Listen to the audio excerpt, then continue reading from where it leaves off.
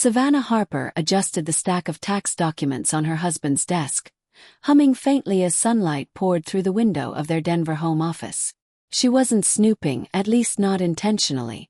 She had come in to leave a note reminding Jack about dinner with her colleagues that night, a gesture she'd repeated countless times over their 10 years of marriage. But something about the elegant cream-colored envelope peeking out from beneath the pile stopped her cold. Her name wasn't on it. The handwriting was familiar, ornate, meticulous, and unmistakably Margaret Harper's, Jack's mother. A woman who had always measured Savannah and found her lacking. The same woman who had once introduced her at a gala as Jack's enthusiastic little project. Savannah's fingers hesitated above the envelope. She told herself she wouldn't open it, that she respected boundaries. But then she thought of the last 5 Christmases spent in Denver while Jack flew to Boston for business.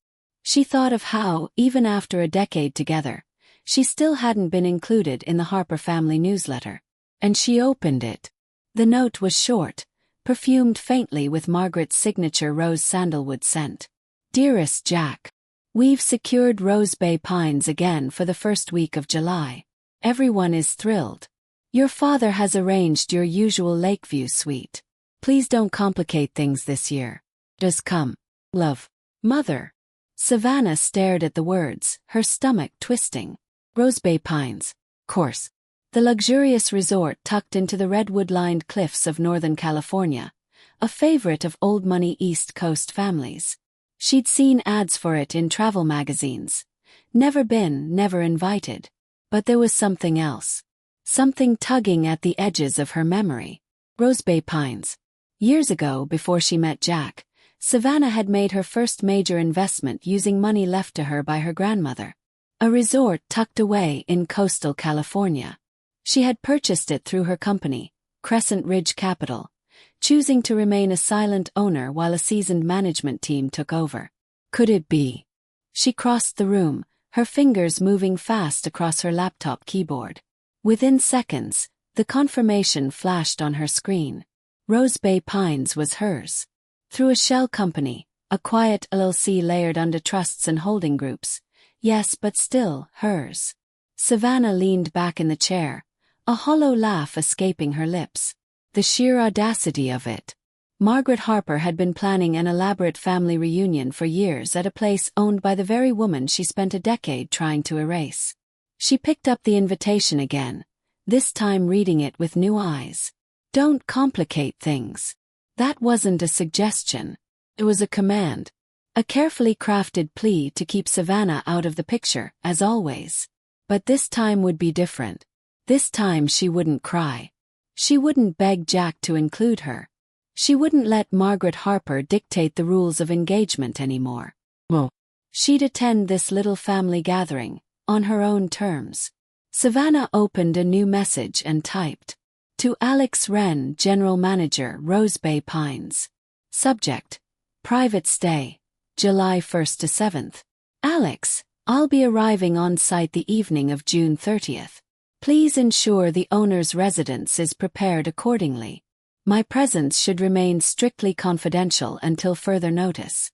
And Alex, kindly forward the Harper family itinerary to my private inbox. I believe I'll be joining them this year. She hit send, her pulse steady, her decision made. As she left the office, Jack called from the kitchen. Everything okay? Savannah smiled to herself before answering.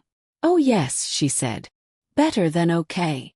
For the first time in years, she wasn't just going to watch the game from the sidelines. This time she owned the field. 2 days before the Harper family was set to arrive at Rose Bay Pines, Savannah stepped onto the private jet tarmac wearing her favorite pair of sunglasses and a navy blue pantsuit that whispered quiet authority. She traveled alone, as she always did for business. Only this time the business was personal. From the moment her boots touched California soil, the plan was in motion. The sun was beginning to set over the coastal redwoods when Savannah arrived at the resort's discreet rear entrance. Alex Wren, the general manager she'd worked with for years, greeted her with the cool efficiency she had always appreciated. Mrs. Harper, he said, a knowing smile tugging at the corners of his mouth. Welcome back. Everything is in place. "Thank you, Alex," she replied, stepping out of the car and adjusting her coat. "Let's keep it quiet. No one needs to know the owner has arrived." Savannah was escorted through the service corridor, bypassing the grand lobby where guests typically checked in. The owner's residence was nestled at the edge of the cliff, with sweeping views of the Pacific Ocean and a private path to the Blufftop Spa. She had never stayed here before. Not once in the 8 years she'd owned Rose Bay Pines. But now she opened the glass doors and claimed it fully. Inside, fresh flowers had been arranged in minimalist vases, her requested bottle of wine chilled, and a file folder awaited on the coffee table. The Harper family itinerary, confidential. She poured herself a glass and opened the folder. They were due to arrive tomorrow. Margaret and William, Jack's older brother Thomas with his wife, and of course Jack, scheduled on a separate flight, per his mother's arrangement. As always, Savannah noted bitterly, Margaret controlled not just the invitations, but the timing, the optics, the power dynamics. Everyone would arrive according to her script. Well, that script was about to be rewritten. She studied the family's planned events. Brunch on the garden terrace, a wine tasting in the vineyard suite, a sunset cruise on the final evening. It was all meticulously designed, curated for photos and legacy and appearances. But it didn't include her. Never had. She set the folder aside and walked out onto the balcony. The ocean stretched endlessly ahead, the waves crashing far below. Savannah stood still, letting the breeze wrap around her like a cloak. She had always been calm under pressure. That's what made her a brilliant investor. But this wasn't about numbers. This was about dignity. She wasn't here for drama. She was here for truth. For years, she had twisted herself into knots trying to fit into the Harper family. Smiling through awkward silences, accepting polite disinterest as tolerance, attending 1 or 2 events just enough to say she'd been included. But now it was crystal clear. They hadn't just left her out. They had erased her. And Jack, her own husband, had let them. Back inside, she hung her coat and pulled out her tablet. Her assistant had already uploaded everything she'd need for the week. Background checks on the other guests, sales trends at the boutique, spa utilization data. She would conduct a real audit while she was here, not just of her resort but of her marriage. At midnight her phone lit up. A text from Jack. "Long day. Thinking of you. Hope you're resting. Big week ahead." Savannah stared at the message for a moment. "Big week indeed," she murmured before setting the phone down without replying. She walked into the bathroom, peeled off her blazer, and looked at her reflection in the mirror. Strong, steady, unapologetically present. This wasn't about vengeance. It was about visibility. Tomorrow they would arrive thinking she was a ghost. Non-existent, irrelevant. But Savannah Harper would be there. Not as a wife seeking approval, but as a woman reclaiming her name. The morning sun shimmered across the cliffs of Rose Bay Pines as Savannah stood by the floor-to-ceiling windows of the owner's residence, coffee in hand. Below her, the main courtyard buzzed with arrivals, white-gloved bellhops unloading Louis Vuitton luggage, laughter echoing through the stone paths, and the familiar voice of Margaret Harper trailing behind her well-practiced greeting. "So glad you made it safely." Savannah didn't need to look. She knew the voice by heart. She had once tried to earn warmth from it. Today she needed only to disrupt it. She turned to Alex, who had arrived promptly at 10 a.m. with the update she'd requested. "The Harpers have checked in," he said. His tone a blend of amusement and admiration. "Mr. Jack Harper is expected in about 30 minutes. He's traveling solo, as you suspected." Savannah nodded. "And the terrace lunch begins in 20. They're gathered on the south deck." She took a breath, set down her cup, and walked toward the bedroom. Hanging near the wardrobe was the dress she'd chosen weeks ago, a fitted white sheath that fell just below the knees, paired with soft gold sandals. No diamonds, no logos. She didn't need them. When she stepped out, Alex's eyes widened ever so slightly. "You look like you own the place," he said. "I do," she replied, the edge of a smile curling at her lips.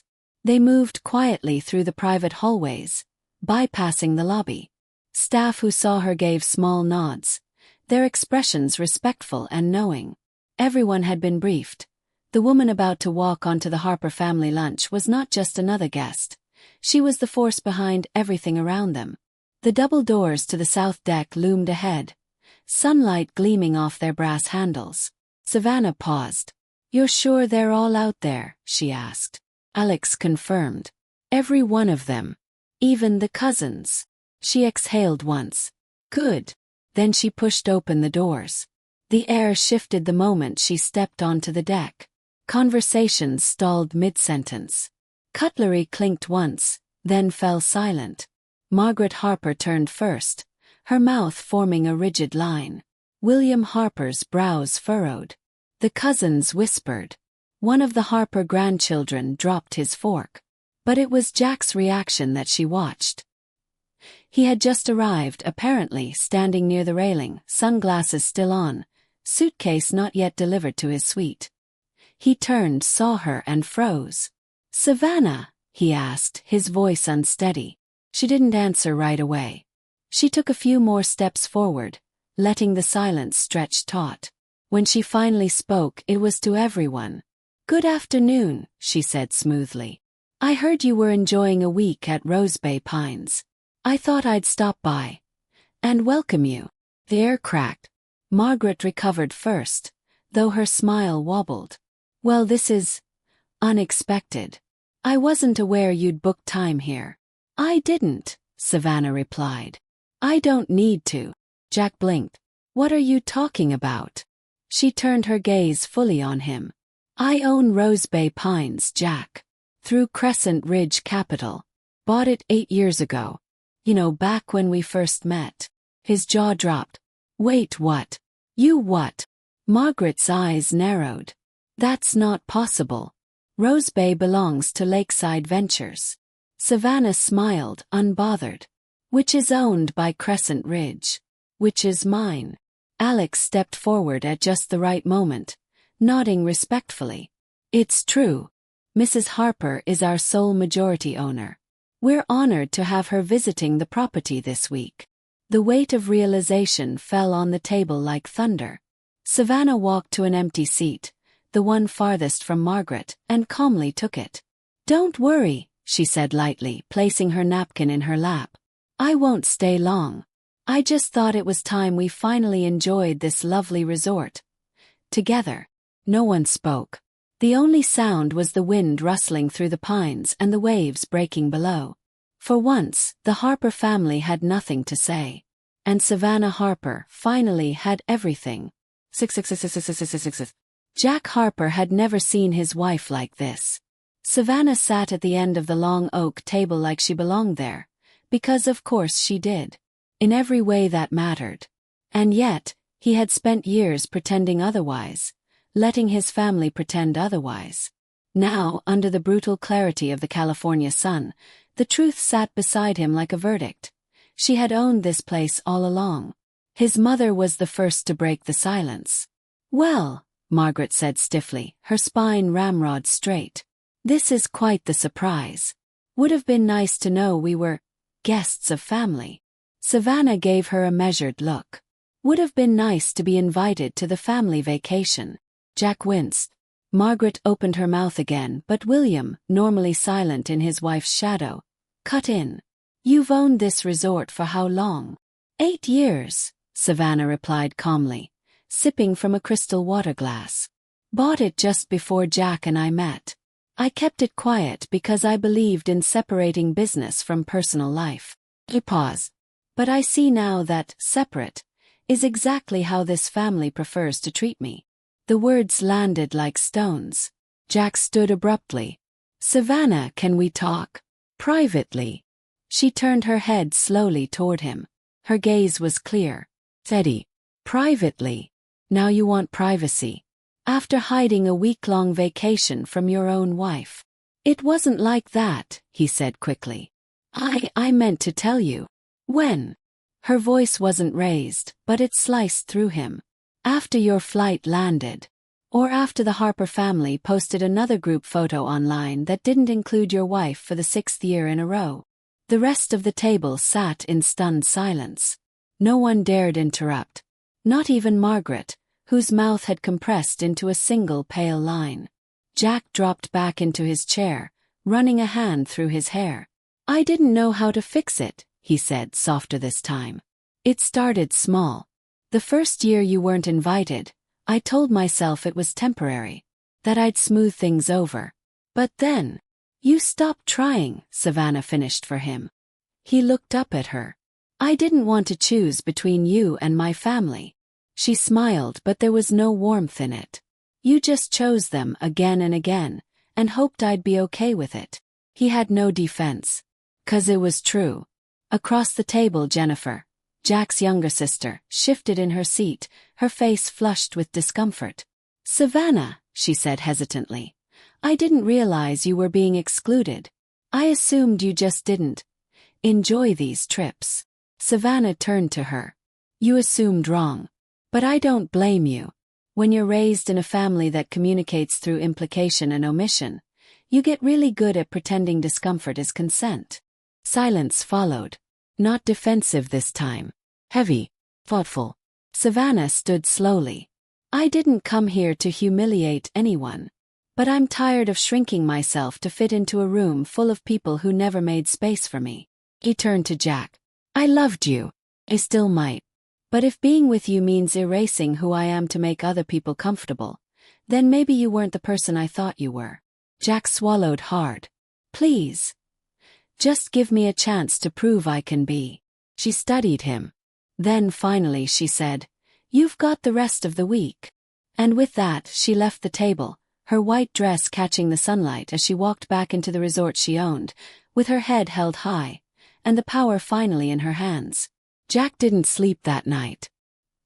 He sat on the balcony of his suite at Rose Bay Pines, wrapped in a robe, a half-drunk glass of bourbon warming in his palm, the Pacific stretching out beneath the stars like a quiet jury. The events of the day played in an endless loop. Savannah's entrance, her reveal, her words, sharp and necessary. He hadn't just lied. He'd betrayed the only person who had truly chosen him without expectations. By morning, he was waiting in the main lobby long before his family stirred. Alex, the general manager, found him pacing near the fireplace. "She's in the meditation garden," Alex said quietly. "Requested not to be disturbed." "I suspect you'll be the exception." Jack gave a tight nod. "Thank you." The walk to the garden felt longer than it was. Rose Bay Pines was immaculate. Pristine stone paths, manicured lavender bushes, everything Savannah had dreamed of in her original pitch to Crescent Ridge, which he now knew she'd written herself. He found her sitting beneath a massive cedar tree, legs crossed, eyes closed, palms resting on her knees. The morning sun lit her face in a way that made him ache. "I didn't want to disturb you," he said, his voice low. "You already did," she replied without opening her eyes. "Yesterday. For about 6 years straight." He flinched but didn't walk away. "I deserve that." Her eyes opened. She looked at him, not with hate but not softness either. "Why are you here, Jack?" "I'm here because I want to try. For real. No more excuses. No more dodging conflict just to keep my mother happy. I want to figure out how to be your husband again. Or maybe for the first time." She raised an eyebrow. "And what does that mean to you?" "It means choosing you out loud. Not quietly in the background. Not just when it's easy." He stepped closer. "I let them convince me that you'd never belong. But the truth is, I never demanded that they treat you as part of the family because deep down, I didn't want to rock the boat. I thought if I kept the peace long enough, it would just get better. And it didn't," she said flatly. "No. Got worse. Until you made sure I couldn't ignore it anymore." Silence stretched between them. Birds chirped somewhere beyond the garden walls. Savannah finally asked, "And what does your mother think of all this now?" Jack gave a weary smile. "She's rattled. But I think she's beginning to realize her grip isn't what it used to be. My father even asked to talk. Said he'd like to know more about how you built this place." That surprised her. "William?" Jack nodded. Turns out even he's tired of pretending nothing ever needs to change. Savannah looked away, then back at him. So now what? You parade me around and suddenly I'm accepted. No, he said quickly. That's not what this is. I'm not asking you to perform forgiveness. I'm asking for a second chance to earn it.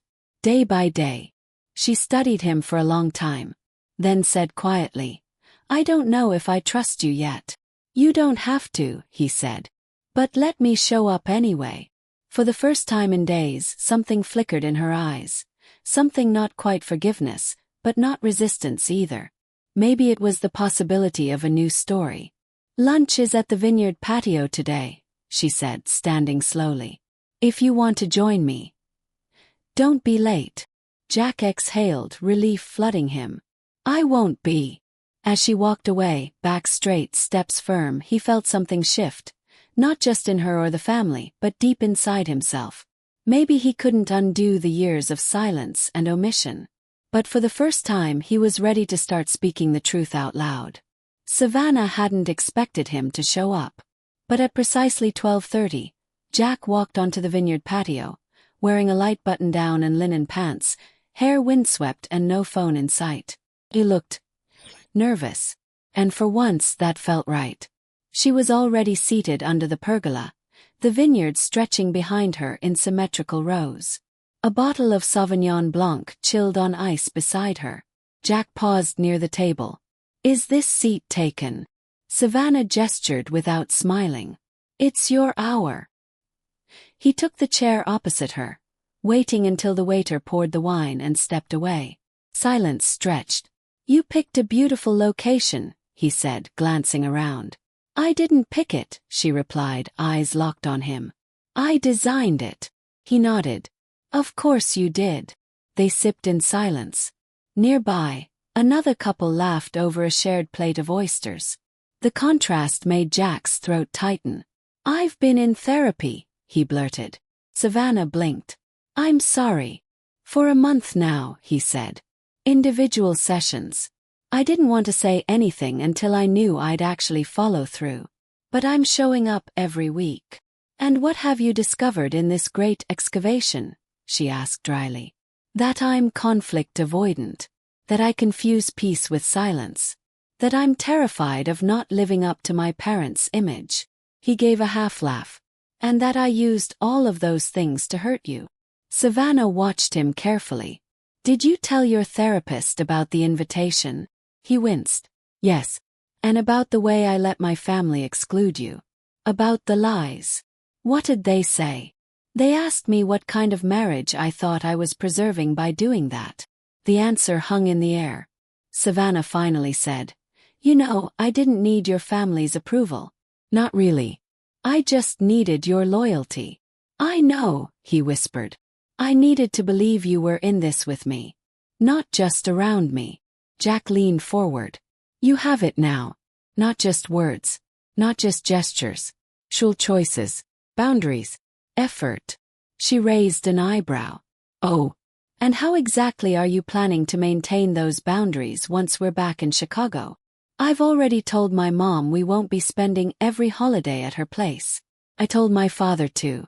And Jennifer. Savannah looked surprised. I also told them, he continued, that if they want us to attend any family gathering, it includes us, as a unit, or not at all. Her expression softened, but she wasn't ready to cave. That's a good start. But words are easy. He reached into his pocket and pulled out a folded sheet of paper. It was the deed for Rose Bay Pines, restructured with a co-ownership clause. I had my lawyer draft this yesterday, he said. Not because I think you need it. God knows this place is all you. But because I want to acknowledge in writing what's already true. This is yours. And if you let me rebuild with you, then we rebuild it together. She stared at the document, stunned.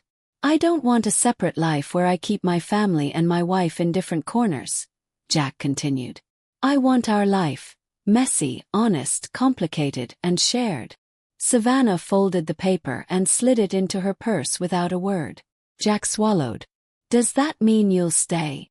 She didn't answer right away. Instead, she stood and walked to the edge of the patio, looking out over the vineyard. When she turned back, her eyes were glassy but calm. "I'm not leaving," she said finally. "But I'm not starting over either." Jack stood slowly. "Then what are we doing?" She met his gaze. "We're starting from here." He stepped beside her, not touching, just standing in shared silence. Behind them, the vineyard basked in golden light. Ahead of them lay the uncertain road of healing, but this time they'd walk it together. 1 week after the confrontation on the deck, Savannah Harper stood at the top of the hillside path overlooking Rose Bay Pines, wind tugging gently at her sweater. Below, her resort buzzed quietly, staff prepping for sunset tastings, guests laughing by the fire pits, golden light stretching across the vineyard. She felt different now. Not fixed, not finished, but real, present, whole. Jack approached from behind, hands tucked in his pockets.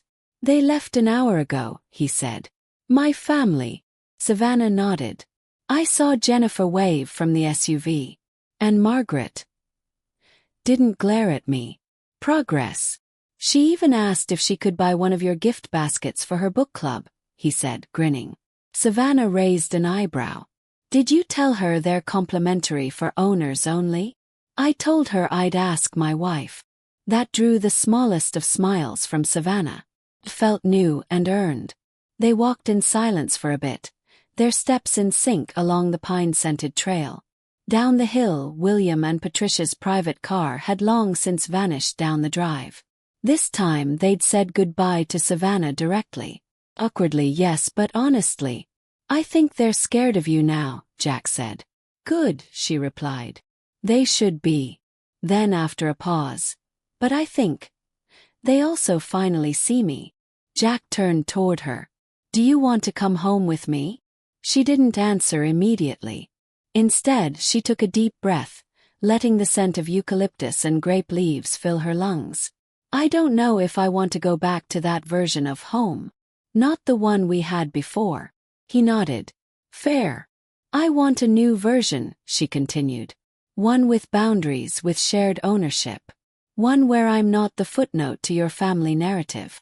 "You never were," he said quickly. "You let them treat me like I was." Jack's shoulders sagged, but there was no defensiveness. Just humility. Growth. "Then let's write something new," he said. "Whatever it takes." Savannah turned to him, really looking at the man she had once married, and maybe was falling in love with again. One dinner at a time.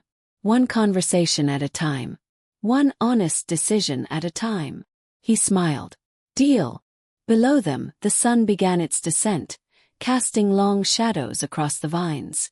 The sound of a cork popping echoed faintly from the tasting deck. Laughter rose on the breeze. "Jack," Savannah said softer now, "I'm proud of what I've built here. And for the first time in years, I'm not building in the shadows." He reached for her hand. She let him take it. "You never had to," he said. "I just took too long to see the light." They walked back toward the main building, the gravel crunching beneath their feet. The doorway, Savannah paused. "There's a lot we still need to unlearn." "I know," Jack said. "But we're doing it now." "And if it falls apart again?" she asked, voice barely above a whisper. "Then we rebuild again," he said without hesitation. "Together or not at all." For the first time she believed him. As they stepped inside, the door closed behind them, not as a final page, but as the beginning of a new chapter neither of them could fully predict. And that was okay. Because Savannah Harper had learned something far more powerful than how to confront a family or manage a business. She had learned how to stand fully in her worth. And from that place, anything was possible.